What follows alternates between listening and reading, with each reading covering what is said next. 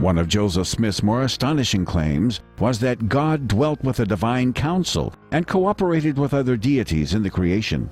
Although modern Christians and Jews reject the concept of multiple gods working together in a divine council, ancient sources suggest that the Book of Abraham's depiction of this concept is authentic.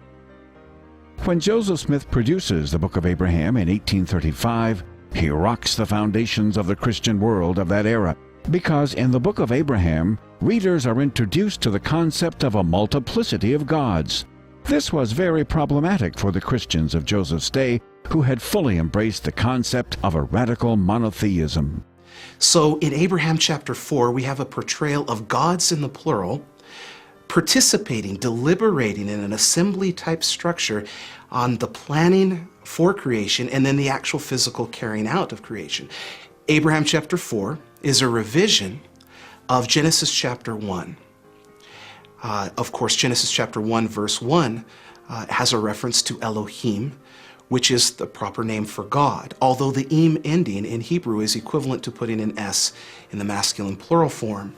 Yes, again, that's something that goes back to a lot of, in fact, we find that in a lot of ancient Jewish literature, and there's hints of it in the Bible as well. In fact, the New Testament word for mystery and the Old Testament words for secret seem to denote something that's going on in this heavenly council. And a lot of non-LDS scholars even recognize this as well now, is that there was a council of gods, that this kind of permeates a lot of the ancient Jewish literature.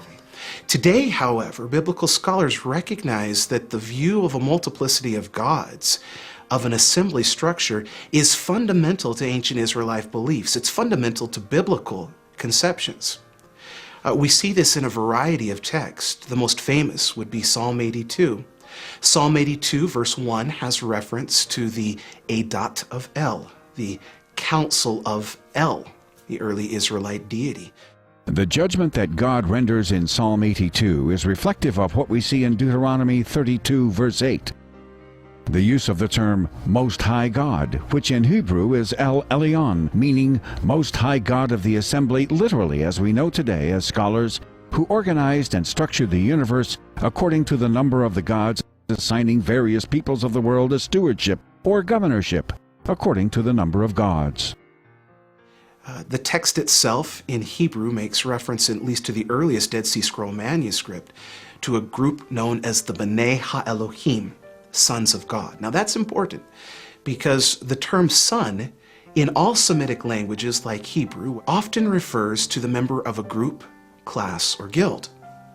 So references to the B'nai HaElohim in Hebrew, or the sons of God, that appear in Deuteronomy 32:8 and other texts such as Genesis chapter 6 could have reference to the biological offspring of El Elyon, the Most High God, but could also simply refer to the members of the group category gods in the plural. In fact, many of these texts by modern scholars are rendered that way.